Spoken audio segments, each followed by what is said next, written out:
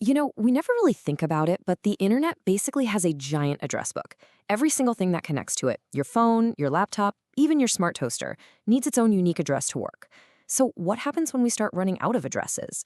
Well, that's not a hypothetical. It actually happened, and it kicked off one of the biggest, yet most invisible, upgrades in the history of technology. Let's get into it. It sounds like something from a movie, right? But it's a very real problem that engineers have been working on for decades. The original system that powered the internet for most of our lives just wasn't built for the billions and billions of devices we all use today. So the original addressing system, which is called Internet Protocol version 4, or IPv4 for short, it just hit a wall, a fundamental limit. You could say it was a victim of its own incredible success. And this number right here, this is the heart of the problem. 4.3 billion. That's it. That was the grand total of unique addresses available under the old IPv4 system. Back when the internet was just getting started, that number seemed astronomically huge. So the bottom line is that this 32-bit system, which was the backbone of the internet for decades, is now pretty much full. We've used up all the available space. Okay, so what do you do when you run out of room? Well, you build something bigger. A lot bigger. Meet IPv6, the next generation solution designed on a scale that is almost impossible to wrap your head around. I mean, just look at the difference here. It is staggering. We're not just adding a few more lanes to the information superhighway. We're building a highway that could span galaxies. We went from 4.3 billion addresses to 340 undecillion. Yeah, that number, that's 340 trillion. It's so large that it's tough to even find a good real-world comparison. And this absolutely massive pool of addresses comes from upgrading the whole system from 32-bit to 128-bit. And to put that into perspective, check this out. With IPv6, every single person on Earth could have their own personal internet's worth of addresses. That's 4.3 billion each. And we still wouldn't come close to running out. I think it's safe to say we learned our lesson about thinking too small. So a bigger address space has to mean a longer, more complicated address, right? And, well, yeah, at first glance, these things look pretty intimidating, but they're actually way simpler than you think once you know the rules. Okay, so here's a typical IPv6 address. It doesn't use those simple dotted numbers like the old ones. It uses hexadecimal. That means numbers 0 through 9 plus letters A through F. It's just a more compact way of writing it out.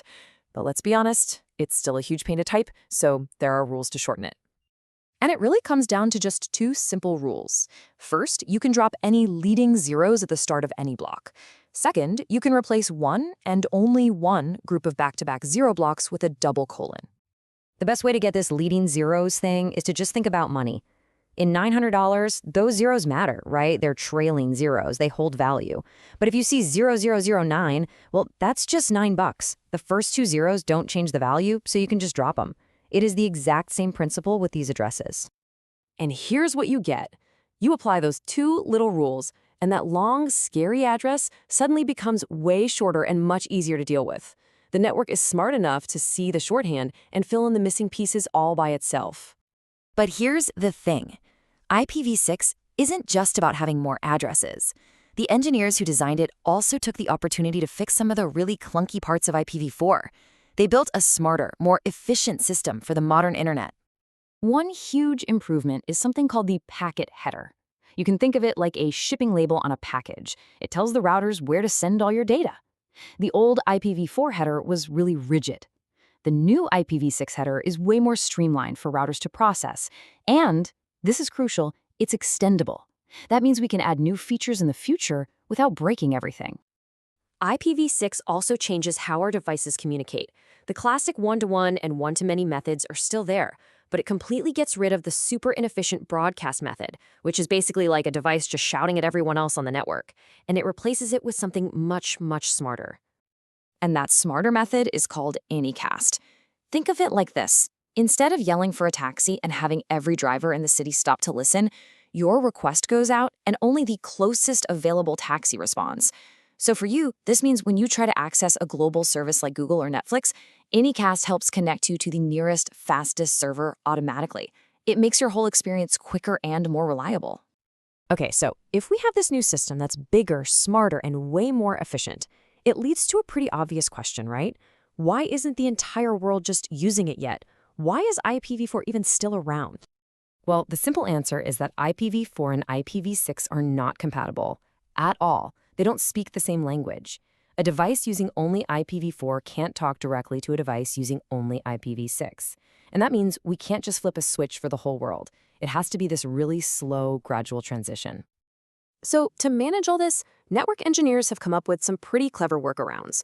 The most common one is called dual stacking, which your computer is probably doing right now. It just means it can run both protocols at the same time, and it prefers to use IPv6 when it can. Other methods like tunneling and NAT64 basically acts like translators, wrapping up traffic so it can cross between the old internet and the new one. And this is really where we are today. We're living in a hybrid world. IPv6 is the inevitable future, no question. But for right now, the internet has to be bilingual. The migration is this slow, steady, and really complex process that's been going on for years now. So the next time you browse a website or stream a video, just remember this massive, invisible upgrade that's happening in the background. The next chapter of the internet is being built on IPv6.